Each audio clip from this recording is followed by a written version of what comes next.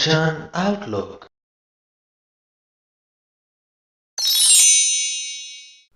श्लोक। करण कारण प्रभ एक है, दूसर नाहि कोय। नानक तिस बलिहार न, जल थल महीयल सोय।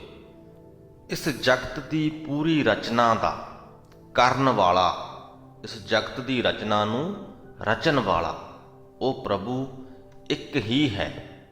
ਉਹਦੇ ਵਰਗਾ ਦੂਜਾ ਕੋਈ ਵੀ ਨਹੀਂ। ਇਸ ਕਰਕੇ ਨਾਨਕ ਉਸ ਪ੍ਰਭੂ ਤੋਂ ਬਲਿਹਾਰੇ ਜਾਂਦਾ ਹੈ, ਸਦਕੇ ਜਾਂਦਾ ਹੈ, ਜਿਹੜਾ ਥਲ ਵਿੱਚ, ਜਲ ਵਿੱਚ ਤੇ ਧਰਤੀ ਦੀ ਸਰਫੇਸ, ਧਰਤੀ ਦੀ ਸਤਹ ਦੇ ਉੱਤੇ ਮੌਜੂਦ ਹੈ, ਭਾਵ ਕਿ ਹਰ ਥਾਂ ਮੌਜੂਦ ਹੈ। ਅਸ਼ਟਪਦੀ। ਕਰਨ ਕਰਾਵਣ ਕਰਨੈ ਜੋਗ, ਜੋ ਤਿਸ ਭਾਵੈ ਸੋਈ ਹੋਗ। ਬੜੀਆਂ ਸਪਸ਼ਟ ਜਿਹੀਆਂ ਪੰਕਤੀਆਂ ਹਨ ਕਿ ਸਭ ਕੁਝ ਕਰਨ ਦੀ ਸਮਰੱਥਾ ਰੱਖਣ ਵਾਲਾ ਉਹ ਪ੍ਰਭੂ ਆਪ ਹੀ ਹੈ। ਜੀਵਾਂ ਨੂੰ ਕਿਸੇ ਵੀ ਪ੍ਰਕਾਰ ਦਾ ਕੰਮ ਕਰਨ ਦੀ ਪ੍ਰੇਰਨਾ ਵੀ ਉਹ ਪ੍ਰਮਾਤਮਾ ਆਪ ਹੀ ਦਿੰਦਾ ਹੈ। ਜੋ ਕੁਝ ਵੀ ਹੁੰਦਾ ਹੈ ਉਹੀ ਹੁੰਦਾ ਹੈ ਜੋ ਉਹਨੂੰ ਚੰਗਾ ਲੱਗਦਾ ਹੈ। ਖਿਨ ਮਹਿ ਥਾਪ ਉਥਾਪਨ ਹਾਰਾ, ਅੰਤ ਨਹੀਂ ਕਿਛ ਪਾਰਾਵਾਰਾ। ਇੱਕ ਪਲ ਦੇ ਵਿੱਚ ਉਹ ਸ੍ਰਿਸ਼ਟੀ ਨੂੰ ਪੈਦਾ ਕਰਨ ਦੀ ਸਮਰੱਥਾ ਰੱਖਦਾ ਹੈ ਤੇ ਇੱਕ ਪਲ ਦੇ ਵਿੱਚ ਨਾਸ ਕਰਨ ਦੀ ਸਮਰੱਥਾ ਵੀ ਰੱਖਦਾ ਹੈ। ਉਸ ਪਰਮਾਤਮਾ ਦੀ ਤਾਕਤ ਦਾ ਕੋਈ ਉਰਲਾ ਤੇ ਪਰਲਾ ਬੰਨਾ ਨਹੀਂ ਲੱਭਿਆ ਜਾ ਸਕਦਾ। ਪਾਰਾਵਾਰਾ ਤੋਂ ਭਾਵ ਉਰਲਾ ਤੇ ਪਰਲਾ ਬੰਨਾ। ਹੁਕਮੇ ਧਾਰ ਅਧਰ ਰਹਾਵੈ, ਹੁਕਮੇ ਉਪਜੈ ਹੁਕਮ ਸਮਾਵੈ। ਆਪਣੇ ਹੁਕਮ ਦੇ ਨਾਲ ਉਹ ਸ੍ਰਿਸ਼ਟੀ ਨੂੰ ਪੈਦਾ ਕਰ ਦਿੰਦਾ ਹੈ ਤੇ ਉਸ ਤੋਂ ਬਾਅਦ ਅਧਰ ਜਾਣੀ ਕਿ ਬਿਨਾਂ ਕਿਸੇ ਆਸਰੇ ਦੇ ਛੱਡ ਦਿੰਦਾ ਹੈ। ਦੇਖੋ, ਸਾਰੇ ਹੀ ਜਗਤ ਨੂੰ ਉਸ ਪਰਮਾਤਮਾ ਦਾ ਆਸਰਾ ਤੇ ਹੈ ਹੀ, ਵੱਖ-ਵੱਖ ਤਰੀਕਿਆਂ ਦੇ ਨਾਲ। ਬਹੁਤ ਸਾਰੇ ਕੁਦਰਤੀ ਵਰਤਾਰੇ ਜੋ ਇਸ ਸ੍ਰਿਸ਼ਟੀ ਦੇ ਵਿੱਚ ਜੀਵਨ ਨੂੰ ਨਿਰੰਤਰ ਬਣਾਈ ਰੱਖਣ ਦੇ ਲਈ ਜ਼ਰੂਰੀ ਹਨ, ਉਹ ਉਸ ਪਰਮਾਤਮਾ ਦੀ ਰਜ਼ਾ ਦੇ ਵਿੱਚ ਚੱਲ ਰਹੇ ਹਨ। ਉਹ ਆਸਰਾ ਹੈ ਉਸ ਪਰਮਾਤਮਾ ਦਾ ਸਾਡੇ ਲਈ। ਪਰ ਸਾਡੀ ਹਰ ਰੋਜ਼ ਦੀ ਜ਼ਿੰਦਗੀ ਦੇ ਵਿੱਚ ਸਿੱਧੇ ਤੌਰ ਤੇ ਉਸ ਪਰਮਾਤਮਾ ਦਾ ਕੋਈ ਦਖਲ ਨਹੀਂ ਹੈ। ਸਾਨੂੰ ਉਹਨੇ ਇਕੱਲਿਆਂ ਛੱਡ ਦਿੱਤਾ ਹੈ, ਸਾਨੂੰ ਸੂਝ ਬਖਸ਼ ਦਿੱਤੀ ਹੈ। ਹਰ ਜੀਵ ਨੂੰ ਉਹਦੇ ਲਈ ਲੋੜੀਂਦੀ ਸੂਝ ਉਸ ਪਰਮਾਤਮਾ ਨੇ ਬਖਸ਼ ਦਿੱਤੀ ਹੈ ਤੇ ਉਹਨੂੰ ਇਸ ਜਗਤ ਦੇ ਵਿੱਚ ਛੱਡ ਦਿੱਤਾ ਹੈ। ਕਹਿ ਸਕਦੇ ਹਾਂ ਕਿ ਉਹ ਪਰਮਾਤਮਾ ਸਾਨੂੰ ਪੈਰ ਪੈਰ ਤੇ ਉਂਗਲੀ ਫੜ ਕੇ ਨਹੀਂ ਚਲਾਉਂਦਾ, ਸਾਨੂੰ ਚੱਲਣਾ ਸਿਖਾ ਕੇ ਇਸ ਜਗਤ ਦੇ ਵਿੱਚ ਉਹ ਭੇਜ ਦਿੰਦਾ ਹੈ। ਅਸੀਂ ਉਹਦੇ ਸਿੱਧੇ ਆਸਰੇ ਤੋਂ ਬਗੈਰ ਇਸ ਜਗਤ ਦੇ ਵਿੱਚ ਵਿਚਰਦੇ ਹਾਂ। ਹਾਲਾਂਕਿ ਸਿੱਧੇ ਤੌਰ ਤੇ ਸਾਨੂੰ ਉਹ ਬਹੁਤ ਕੁਝ ਪ੍ਰਦਾਨ ਕਰਦਾ ਹੈ। ਸਾਨੂੰ ਸਭਨਾਂ ਨੂੰ ਪਤਾ ਹੈ ਕਿ ਆਕਸੀਜਨ ਸਾਡੇ ਲਈ ਬਹੁਤ ਜ਼ਰੂਰੀ ਹੈ। ਹਵਾ ਦੇ ਵਿੱਚ ਆਕਸੀਜਨ ਨਾ ਹੋਵੇ ਅਸੀਂ ਸਾਹ ਨਹੀਂ ਲੈ ਸਕਦੇ। ਜਦ ਸਾਹ ਲਵਾਂਗੇ ਤਾਂ ਉਹ ਸਾਹ ਦਾ ਸਾਡੇ ਸਰੀਰ ਨੂੰ ਫਾਇਦਾ ਨਹੀਂ, ਨੁਕਸਾਨ ਹੋਏਗਾ, ਅਸੀਂ ਜੀਵਤ ਨਹੀਂ ਰਹਿ ਪਾਵਾਂਗੇ। ਪਰ ਕੀ ਅਸੀਂ ਹਵਾ ਦੇ ਵਿੱਚ ਆਕਸੀਜਨ ਪੈਦਾ ਕਰ ਸਕਦੇ ਹਾਂ? ਵਿਗਿਆਨ ਦੀ ਤਰੱਕੀ ਹੋਈ ਹੈ, ਸਿਲੰਡਰਾਂ ਦੇ ਵਿੱਚ ਅਸੀਂ ਆਕਸੀਜਨ ਭਰ ਲਈ ਹੈ ਜੋ ਮਰੀਜ਼ਾਂ ਨੂੰ ਲੱਗਦੀ ਹੈ। ਪਰ ਹਵਾ ਦੇ ਵਿੱਚ ਕੀ ਅਸੀਂ ਆਕਸੀਜਨ ਪੈਦਾ ਕਰ ਸਕਦੇ ਹਾਂ? ਤਾਂ ਜਵਾਬ ਹੋਏਗਾ ਕਿ ਨਹੀਂ ਕਰ ਸਕਦੇ। ਇਹ ਕਾਰਜ ਪ੍ਰਮਾਤਮਾ ਨੇ ਆਪਣੇ ਕੋਲ ਰੱਖਿਆ ਹੋਇਆ ਹੈ। ਉਹੀ ਸਾਡੇ ਲਈ ਅਨੁਕੂਲ ਸਥਿਤੀਆਂ ਇਸ ਜਗਤ ਦੇ ਵਿੱਚ ਬਣਾ ਕੇ ਰੱਖਦਾ ਹੈ। ਇਸ ਪ੍ਰਕਾਰ ਦਾ ਆਸਰਾ ਉਸ ਪਰਮਾਤਮਾ ਦਾ ਸਾਨੂੰ ਹਮੇਸ਼ਾ ਹੀ ਹੈ। ਪਰ ਸਾਡੀ ਰੋਜ਼ਮਰਾ ਦੀ ਜ਼ਿੰਦਗੀ ਦੇ ਵਿੱਚ ਉਸ ਪਰਮਾਤਮਾ ਦਾ ਸਿੱਧਾ ਆਸਰਾ ਸਾਡੇ ਨਾਲ ਨਹੀਂ ਹੈ। ਅਸੀਂ ਆਜ਼ਾਦ ਤੌਰ ਤੇ ਆਪਣੇ ਜੀਵਨ ਨੂੰ ਬਤੀਤ ਕਰਦੇ ਹਾਂ। ਸੋ ਹੁਕਮੇ ਧਾਰ ਅਧਰ ਰਹਾਵੈ। ਆਪਣੇ ਹੁਕਮ ਦੇ ਵਿੱਚ ਸ੍ਰਿਸ਼ਟੀ ਨੂੰ ਪੈਦਾ ਕਰਕੇ ਬਿਨਾਂ ਕਿਸੇ ਆਸਰੇ ਦੇ ਉਹ ਪਰਮਾਤਮਾ ਟਿਕਾ ਰੱਖਦਾ ਹੈ। ਹੁਕਮੇ ਉਪਜੈ ਹੁਕਮ ਸਮਾਵੈ। ਇਹ ਜੋ ਜਗਤ ਹੈ, ਇਹ ਜੋ ਸ੍ਰਿਸ਼ਟੀ ਹੈ, ਉਸ ਪਰਮਾਤਮਾ ਦੇ ਹੁਕਮ ਵਿੱਚ ਪੈਦਾ ਹੁੰਦਾ ਹੈ ਤੇ ਉਹਦੇ ਹੁਕਮ ਵਿੱਚ ਹੀ ਲੀਨ ਹੋ ਜਾਂਦਾ ਹੈ। ਹੁਕਮੇ ਊਚ ਨੀਚ ਵਿਵਹਾਰ, ਹੁਕਮੇ ਅਨਕ ਰੰਗ ਪ੍ਰਕਾਰ। ਇਹ ਊਚ ਨੀਚ ਦਾ ਵਿਵਹਾਰ, ਇਹ ਚੰਗੇ ਮੰਦੇ ਦਾ ਵਿਵਹਾਰ ਇਨਸਾਨ ਨੇ ਪੈਦਾ ਨਹੀਂ ਕੀਤਾ। ਇਹਦੇ ਪਿੱਛੇ ਵੀ ਉਸ ਪਰਮਾਤਮਾ ਦੀ ਹੀ ਪ੍ਰੇਰਨਾ ਹੈ, ਉਸ ਪਰਮਾਤਮਾ ਦਾ ਹੀ ਹੁਕਮ ਹੈ। ਸੋ ਇਹ ਵਿਵਹਾਰ ਵੀ ਉਹਦੇ ਹੁਕਮ ਵਿੱਚ ਹੀ ਚੱਲ ਰਿਹਾ ਹੈ। ਉਹਦੇ ਹੁਕਮ ਵਿੱਚ ਅਨੇਕਾਂ ਕਿਸਮ ਦੇ ਖੇਡ ਤਮਾਸ਼ੇ ਹੋ ਰਹੇ ਹਨ। ਕਰ ਕਰ ਦੇਖੈ ਆਪਣੀ ਵਡਿਆਈ, ਨਾਨਕ ਸਭ ਮਹਿ ਰਹਿਆ ਸਮਾਈ। ਇੰਨੇ ਪ੍ਰਕਾਰ ਦੇ ਬੇਅੰਤ ਖੇਡ ਤਮਾਸ਼ੇ ਰਚ ਕੇ ਉਹ ਪਰਮਾਤਮਾ ਖੁਦ ਹੀ ਉਹਨਾਂ ਨੂੰ ਵੇਖ ਰਿਹਾ ਹੈ। ਹੇ ਨਾਨਕ, ਪ੍ਰਭੂ ਸਭ ਜੀਵਾਂ ਦੇ ਵਿੱਚ ਵਿਆਪਕ ਹੈ। ਪ੍ਰਭ ਭਾਵੈ ਮਾਨੁਖ ਗਤ ਪਾਵੈ, ਪ੍ਰਭ ਭਾਵੈ ਤਾਂ ਪਾਥਰ ਤਰਾਵੈ। ਜੇਕਰ ਉਸ ਪਰਮਾਤਮਾ ਨੂੰ ਚੰਗਾ ਲੱਗੇ ਤਾਂ ਮਨੁੱਖ ਨੂੰ ਉੱਚੀ ਆਤਮਿਕ ਅਵਸਥਾ ਉਹ ਪਰਮਾਤਮਾ ਬਖਸ਼ ਦਿੰਦਾ ਹੈ। ਜੇਕਰ ਉਹਨੂੰ ਚੰਗਾ ਲੱਗੇ ਤਾਂ ਪੱਥਰ ਦਿਲਾਂ ਨੂੰ ਵੀ ਇਸ ਸੰਸਾਰ ਸਮੁੰਦਰ ਤੋਂ ਤਾਰ ਲੈਂਦਾ ਹੈ। ਪ੍ਰਭ ਭਾਵੈ ਬਿਨ ਸਾਸ ਤੇ ਰਾਖੈ। ਜੇ ਪ੍ਰਮਾਤਮਾ ਨੂੰ ਚੰਗਾ ਲੱਗੇ, ਜੇਕਰ ਉਹ ਚਾਹੇ ਤੇ ਬਿਨਾਂ ਸਵਾਸਾਂ ਤੋਂ ਵੀ ਜੀਵ ਨੂੰ ਜੀਵਤ ਰੱਖ ਸਕਦਾ ਹੈ। ਤੇ ਇਹ ਕੋਈ ਬਹੁਤੀ ਅਣਹੋਣੀ ਗੱਲ ਨਹੀਂ ਹੈ।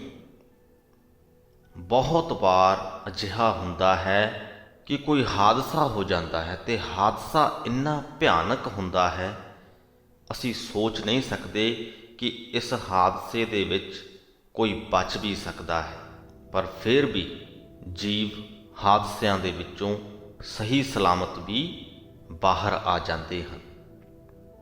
ਕਈ ਵਾਰ ਇਨਸਾਨ ਲਗਭਗ ਮਰ ਜਾਂਦਾ ਹੈ, ਦਿਲ ਦੀ ਧੜਕਣ ਲਗਭਗ ਰੁਕ ਹੀ ਜਾਂਦੀ ਹੈ, ਤਾਂ ਉਹਦੇ ਤੇ CPR ਵਗੈਰਾ ਕਰਕੇ ਜਾਂ ਹਲਕਾ ਜਿਹਾ ਬਿਜਲੀ ਦਾ ਝਟਕਾ ਜੋ ਮੈਡੀਕਲਾਂ ਦੇ ਵਿੱਚ ਲਾਇਆ ਜਾਂਦਾ ਹੈ, ਹਸਪਤਾਲਾਂ ਦੇ ਵਿੱਚ ਲਾਇਆ ਜਾਂਦਾ ਹੈ ਇਨਸਾਨ ਨੂੰ ਰਿਵਾਈਵ ਕਰਨ ਦੇ ਲਈ, ਅਜਿਹਾ ਕੁਝ ਕਰਕੇ ਉਹਦੀ ਧੜਕਣ ਦੁਬਾਰਾ ਚਾਲੂ ਵੀ ਹੋ ਜਾਂਦੀ ਹੈ।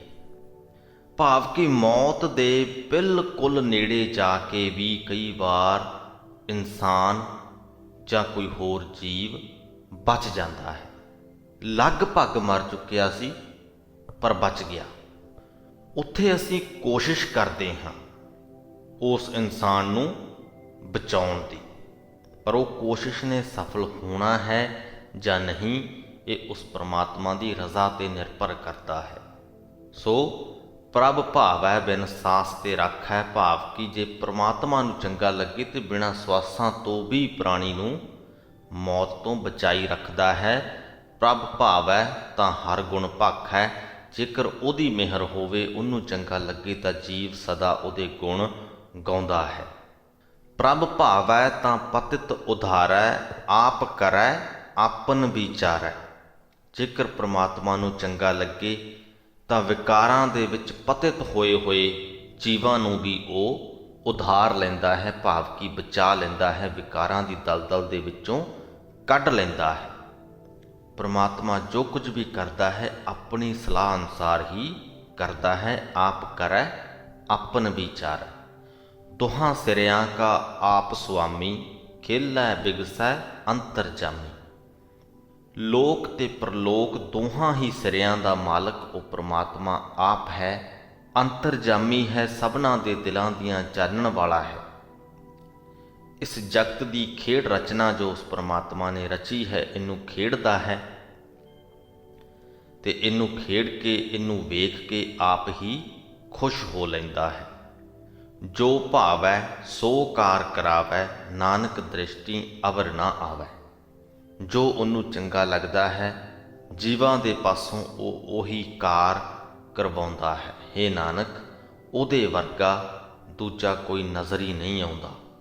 ਕਹੋ ਮਾਨੁਖ ਤੇ ਕਿਆ ਹੋਏ ਆਵੈ, ਜੋ ਤਿਸ ਭਾਵੈ ਸੋਈ ਕਰਾਵੈ।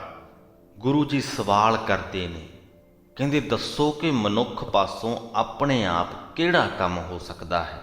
ਭਾਵ ਕਿ ਆਪਣੇ ਆਪ ਮਨੁੱਖ ਕੁਝ ਵੀ ਕਰਨ ਦੇ ਸਮਰੱਥ ਨਹੀਂ। ਜਿਸ ਪ੍ਰਕਾਰ ਅਸੀਂ ਪਹਿਲਾਂ ਗੱਲ ਕੀਤੀ ਹੈ ਕਿ ਸਾਡਾ ਮੁੱਢ ਜਿੱਥੋਂ ਵੱਜਿਆ ਹੈ, ਸਾਡੇ ਜੀਵਨ ਦੀ ਨਿਰੰਤਰਤਾ ਦੇ ਲਈ ਜੋ ਬਹੁਤ ਜ਼ਰੂਰੀ ਕੁਦਰਤੀ ਵਰਤਾਰੇ ਹਨ, ਅਸੀਂ ਉਹ ਨਹੀਂ ਕੰਟਰੋਲ ਕਰ ਸਕਦੇ, ਉਹਨਾਂ ਨੂੰ ਅਸੀਂ ਨਹੀਂ ਚਲਾ ਸਕਦੇ। ਤੇ ਜੇ ਉਹਨਾਂ ਨੂੰ ਨਹੀਂ ਚਲਾ ਸਕਦੇ, ਜੇ ਅਸੀਂ ਹਵਾ ਦੇ ਵਿੱਚ ਆਕਸੀਜਨ ਪੈਦਾ ਨਹੀਂ ਕਰ ਸਕਦੇ, ਤੇ ਅਸੀਂ ਜੀਵਤ ਹੀ ਨਹੀਂ ਰਹਿ ਸਕਦੇ। ਜੀਵਤ ਨਾ ਰਹੇ ਤੇ ਬਾਕੀ ਦੇ ਕੰਮਕਾਰ ਅਸੀਂ ਕਿਸ ਪ੍ਰਕਾਰ ਕਰ ਸਕਦੇ ਹਾਂ। ਸੋ ਕਹੋ ਮਾਨੁਖ ਤੇ ਕਿਆ ਹੋਏ ਆਵੈ, ਜੋ ਤਿਸ ਭਾਵੈ ਸੋਈ ਕਰਾਵੈ। ਜੋ ਪ੍ਰਭੂ ਨੂੰ ਚੰਗਾ ਲੱਗਦਾ ਹੈ, ਜੀਵ ਪਾਸੋਂ ਉਹੀ ਕਰਵਾਉਂਦਾ ਹੈ। ਇਸਕਾ ਹਾਥ ਹੋਏ ਤਾਂ ਸਭ ਕਿਛ ਲਈ। ਕਹਿੰਦੇ ਜੇ ਮਨੁੱਖ ਦੇ ਹੱਥ ਵੱਸ ਹੋਵੇ ਤੇ ਇਹ ਤੇ ਸਾਰਾ ਕੁਝ ਹੀ ਸਾਂਭ ਲਏ, ਦੂਜੇ ਕਿਸੇ ਨੂੰ ਕੁਝ ਦੇਵੇ ਹੀ ਨਾ।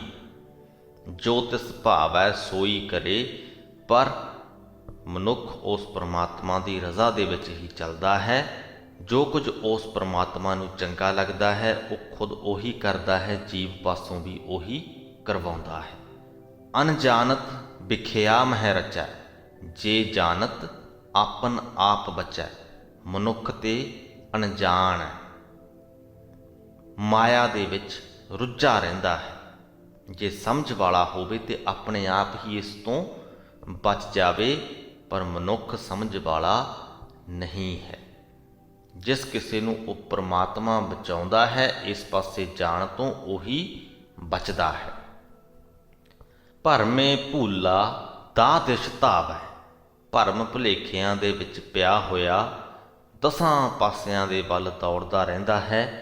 ਨਿਮਖ ਮਾਹੇ ਚਾਰ ਕੁੰਟ ਫਿਰ ਆਵੈ, ਇੱਕ ਪਲ ਦੇ ਵਿੱਚ ਚਾਰੇ ਕੋਨਿਆਂ 'ਚ ਜਾ ਆਉਂਦਾ ਹੈ।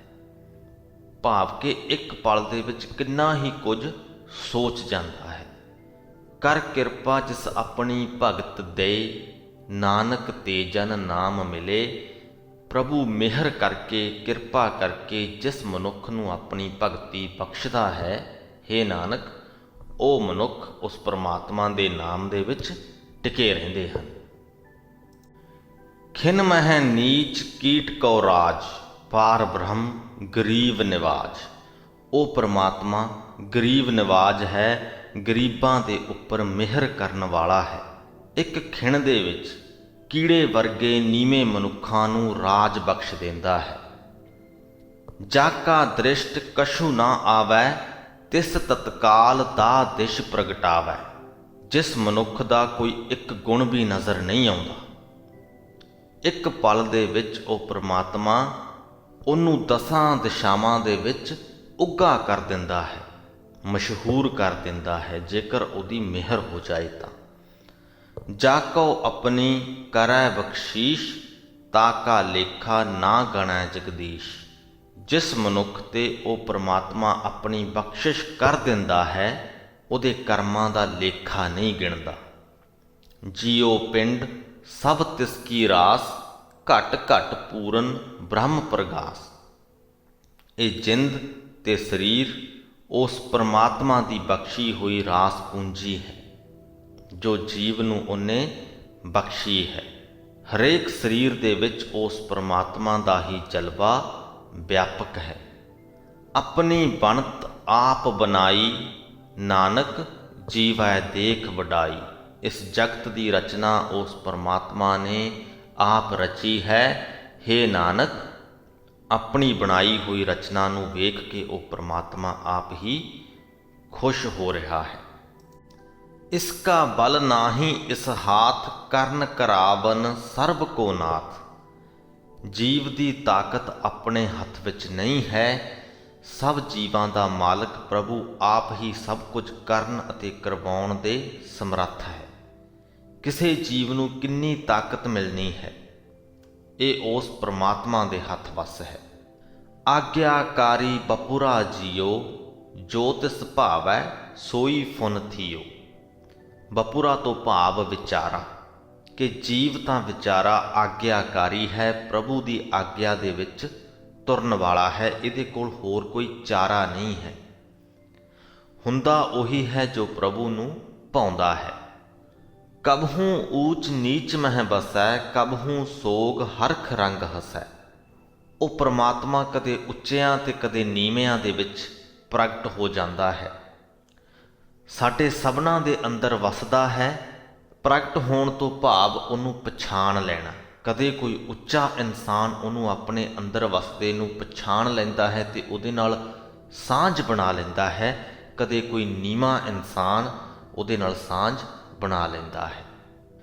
ਤੇ ਕਿਉਂਕਿ ਉਹ ਪ੍ਰਮਾਤਮਾ ਸਾਡੇ ਸਭਨਾਂ ਦੇ ਵਿੱਚ ਵਸਦਾ ਹੈ, ਸੋ ਜਦੋਂ ਅਸੀਂ ਚਿੰਤਾ ਦੇ ਵਿੱਚ ਹਾਂ ਤੇ ਪ੍ਰਮਾਤਮਾ ਵੀ ਚਿੰਤਾ ਵਿੱਚ ਹੈ। ਜਦੋਂ ਅਸੀਂ ਹੱਸ ਰਹੇ ਹਾਂ ਤੇ ਸਾਡੇ ਨਾਲ ਹੀ ਉਹ ਵੀ ਹੱਸ ਰਿਹਾ ਹੈ। ਕਬਹੂ ਸੋਗ ਹਰਖ ਰੰਗ ਹੱਸੈ, ਕਦੇ ਚਿੰਤਾ ਵਿੱਚ ਹੈ, ਕਦੇ ਖੁਸ਼ੀ ਦੀ ਮੌਜ ਵਿੱਚ ਹੱਸ ਰਿਹਾ ਹੈ। ਕਬਹੂ ਨਿੰਦ ਚਿੰਦ ਵਿਵਹਾਰ, ਕਬਹੂ ਊਬ ਆਕਾਸ਼ ਪਿਆਲ, ਕਦੇ ਦੂਜਿਆਂ ਦੀ ਨਿੰਦਾ ਵਿਚਾਰਨ ਦਾ ਵਿਹਾਰ ਬਣਾਈ ਬੈਠਾ ਹੈ। ਕਦੇ ਖੁਸ਼ੀ ਦੇ ਕਾਰਨ ਆਕਾਸ਼ ਵਿੱਚ ਉੱਡਦਾ ਹੈ ਤੇ ਕਦੇ ਗਮੀ ਦੇ ਕਾਰਨ, ਚਿੰਤਾ ਦੇ ਕਾਰਨ ਪਤਾਲ ਵਿੱਚ ਡਿੱਗਾ ਰਹਿੰਦਾ ਹੈ। ਕਬਹੂ ਬੇਤਾ ਬ੍ਰਹਮ ਵਿਚਾਰ, ਨਾਨਕ ਆਪ ਮਿਲਾਵਣਹਾਰ, ਕਦੇ ਆਪ ਹੀ ਜੀਵ ਨੂੰ ਆਪਣੀ ਵਿਚਾਰ ਕਰਨ ਤੇ ਲਾ ਦਿੰਦਾ ਹੈ।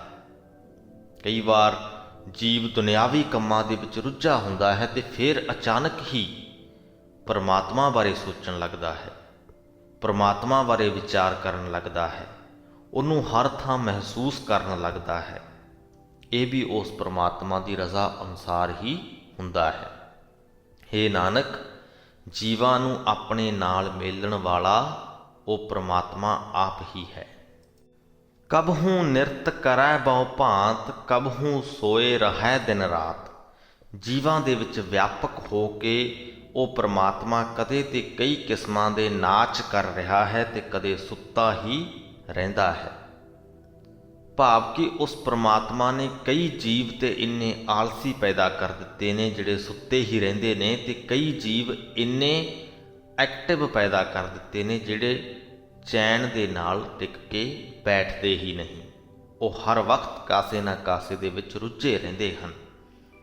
ਕਬਹੂ ਮਹਾ ਕ੍ਰੋਧ ਵਿਕਰਾਲ, ਕਬਹੂ ਸਰਬ ਕੀ ਹੋਤ ਰਵਾਲ, ਕਿਸੇ ਮਨੁੱਖ ਦੇ ਵਿੱਚ ਪਰਮਾਤਮਾ ਕ੍ਰੋਧਿਤ ਹੋ ਕੇ ਪ੍ਰਗਟ ਹੋ ਜਾਂਦਾ ਹੈ ਤੇ ਬੜਾ ਡਰਾਉਣਾ ਲੱਗਦਾ ਹੈ, ਤੇ ਕਿਸੇ ਮਨੁੱਖ ਦੇ ਵਿੱਚ ਉਹ ਨਿਮਾਣਾ ਬਣ ਕੇ ਜੀਵਾਂ ਦੇ ਚਰਨਾਂ ਦੀ ਧੂੜ ਬਣਿਆ ਰਹਿੰਦਾ ਹੈ।